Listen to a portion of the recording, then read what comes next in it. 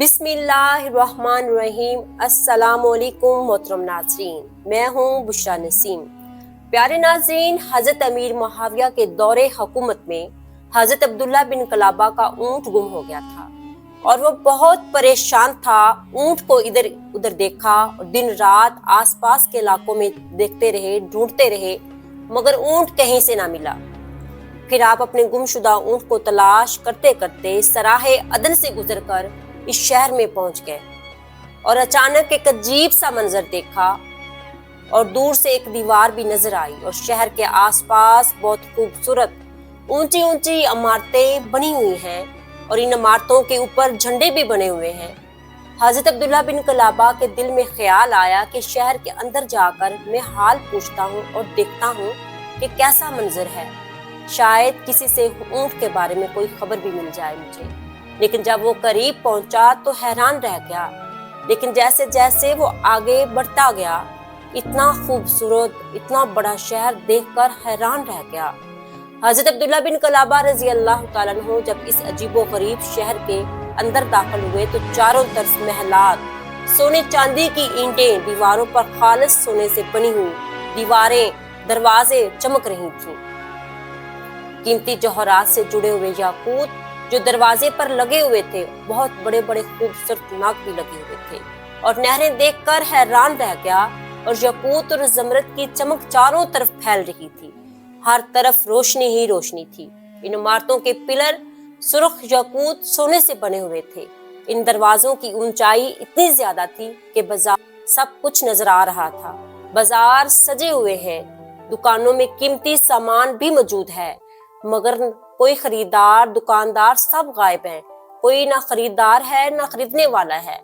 महलात के दरवाजे भी खुले हुए थे, मगर अंदर कोई रहने वाला नहीं था।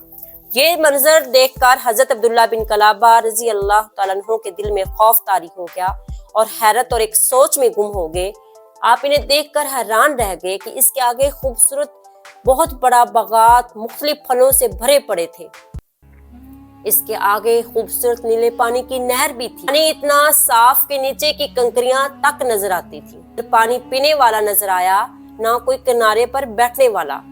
आप बहुत हैरान हुए। आपने ये सोचा कि शायद वो जन्नत है जो अल्लाह ने अपने बंदों से वादा किया है। आप थोड़ा आगे गए तो क्या देखा, इधर करीब से करीब कोई इंसान, जानवर, परिंद चिरिंद कोई नजर नहीं आ रहा था। उन्होंने बुलंद आवाज में पुकारा, कोई इधर है, कोई इधर है, मगर कोई अल्लाह का बंदा नहीं था।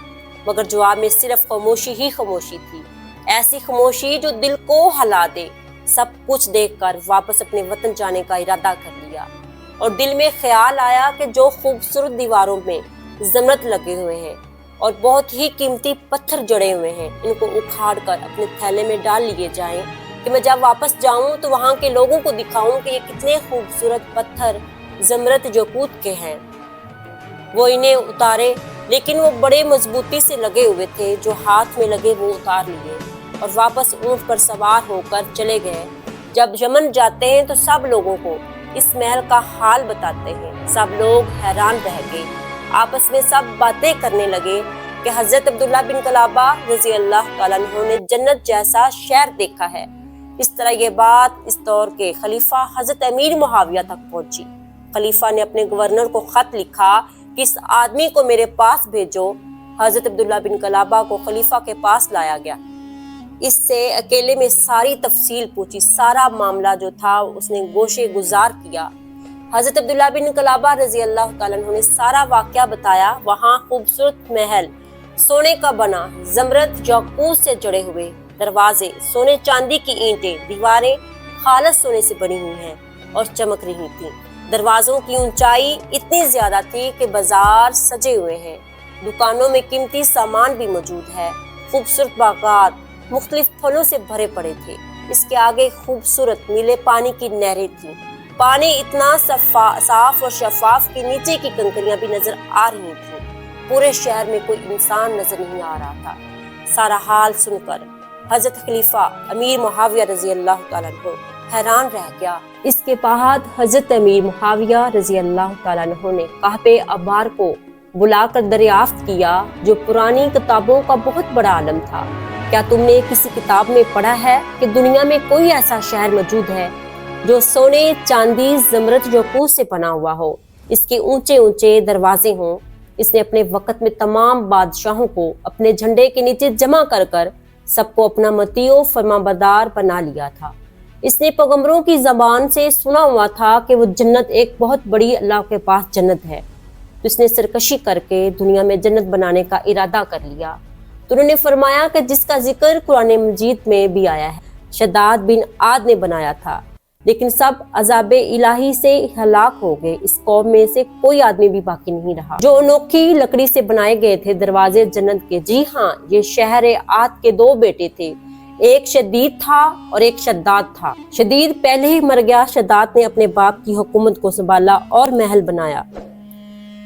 یہ بڑا شان و شوکت کا بادشاہ تھا۔ شداد کو کتابیں پڑھنے کا بڑا شوق تھا، وہ ہر وقت قصے کہانیاں پڑھا کرتا تھا۔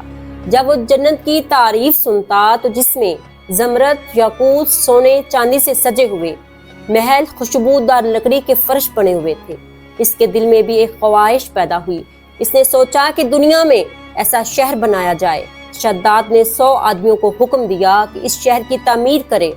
ہر ایک آدمی کے ساتھ مزدور بھی مقرر کیے گئے تاکہ کام جلدی مکمل ہو جائے، اور جنگل میں ایسی جگہ ڈھونڈی گئی جو خوبصورت جگہ ہو، سونے، چاندی، قیمتی پتھروں سے بنا ہوا ہو۔ ایسی خوبصورت جگہ ڈھونڈو جو سونے، چاندی اور قیمتی پتھروں سے وہاں جنت بنائی جائے۔ یہ سب مزدور سن کر حیران رہ گئے کہ اتنا سونا اور چاندی، قیمتی پتھر کدھر سے آئیں گے؟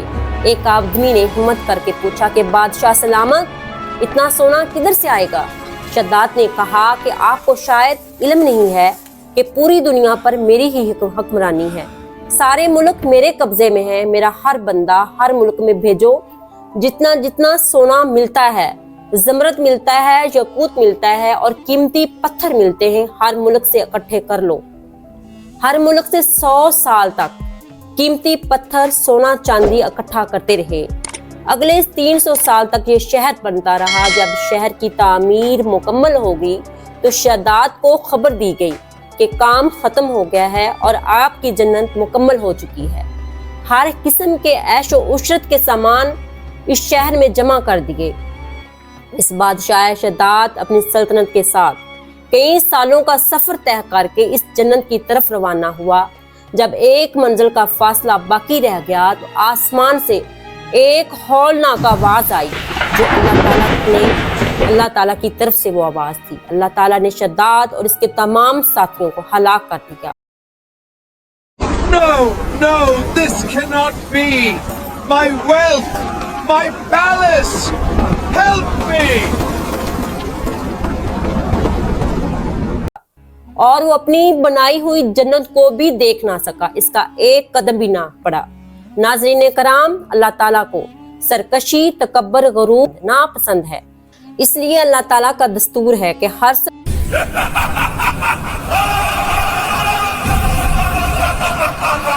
سرکش، متکبر قوم جس نے زمین پر اپنی سرکشی اور ظلم سے فساد پھیلایا، اس قوم کو قہر الہی نے کسی نہ کسی عذاب کی صورت میں ظاہر کیا اور ہلاک و برباد ہو گئے، ان کا نام و نشان بھی مٹ گیا۔